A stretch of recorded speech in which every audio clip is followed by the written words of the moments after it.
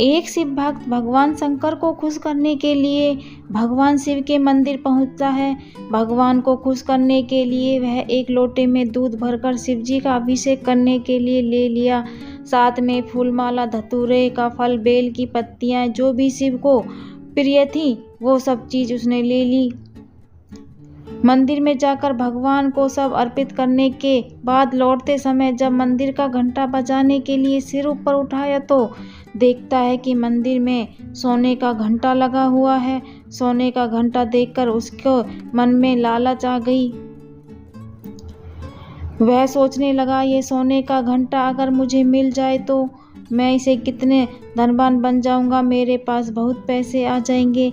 यह सोचकर उसने सोने की घंटा चुराने की योजना बनाई। अभी तो दिन का समय था। वो मन ही मन में यह कहने लगा, चोरी करने के लिए उपयुक्त समय नहीं था। इसलिए वह रात के सन्नाटे में मंदिर का घंटा चुराने के नियत से आया। मंदिर की लाइट जल रही थी। दरवाजे पर ताला नहीं मारा गया था। ऐसा लग रहा था जैसे कोई उसके आने की ही बाट देख रहा है। उस भक्त ने चोरी की नियत से मंदिर में प्रवेश किया था। अंदर जाकर मंदिर का दरवाजा बंद कर लिया। सामने भगवान शिव की मुस्कुराती हुई प्रतिमा थी। एक क्षण को भक्त रूपी चोर की नज़र भगवान से मिली और दूसरी ही क्षण उस भक्त रूपी ने निगाहें फेर ली। आखिर अब वह चोर बन चुका था। उसकी निगाहों में लज्जा और शील समाप्त हो चुकी थी। मंदिर का घंटा ऊंचाई पर था। उस घंटे को ऊपर से उतारने के लिए चोर को कोई ऊंची चीज चाहिए थी जिस पर वह चढ़कर घंटा को उतार सके। उसने मंदिर के अंदर इधर उधर नजर दौड़ाई। कोई ऊंची चीज नहीं मिल पाई जिस पर वह चढ़कर इस घंटे को उतार सके। लेकिन कोई ऊंची चीज नजर नहीं आ रही थी। चोर परेशान था। सामने भगवान की ही प्रतिमा थी। बैठे मंद मंद मुस्कुरा रहे थे। भगवान से अपने भक्तों की मनोदशा कहाँ छुपी रहती है, युक्ति भी तो भगवान ही सुझाते हैं न।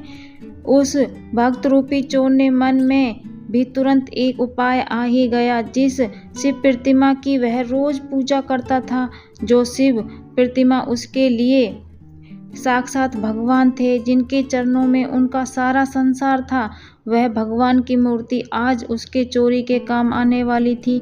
आज वह शिव की प्रतिमा उस चीज की कमी को पूरा करने वाली थी जिस पर चढ़ के वह मंदिर के घंटे तक पहुंचा जा सकता था।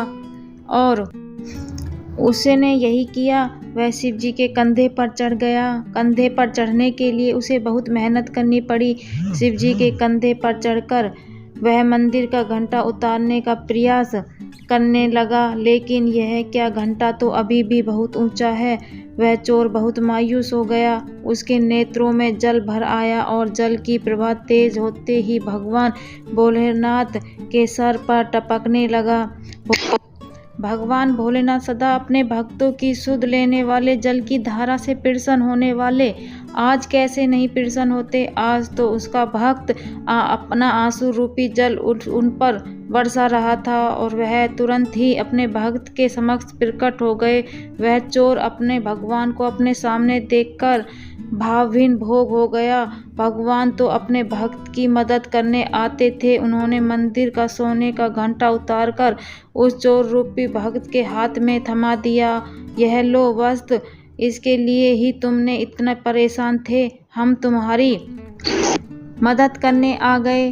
भक्त वस्त्र भगवान से अपने भक्ति की पीड़ा नहीं देखी गई थी। भगवान का दर्शन पाकर वह चोर की अंतरात्मा भी उसे धिक्कारने लगा। वह भगवान के चरणों में गिर पड़ा। अपने आंसुओं से भगवान के चरणों को परखने लगा। भगवान ने प्रेम से उसके सिर पर हाथ फेरा और अंतर्ध्यान हो गए। वह चोर फिर से शिव भक्त बन गया, एक सच्चा शिव भक्त। तो ऐसे हैं हमारे भोलेनाथ, कब किससे कौन सी बात पर प्रसन्न होकर दर्शन दें, कहाँ नहीं जा सकता। धन्यवाद सरोज सिंह। अगर आपको हमारी वीडियो अच्छी लगी हो तो लाइक एंड सब्सक्राइब करें।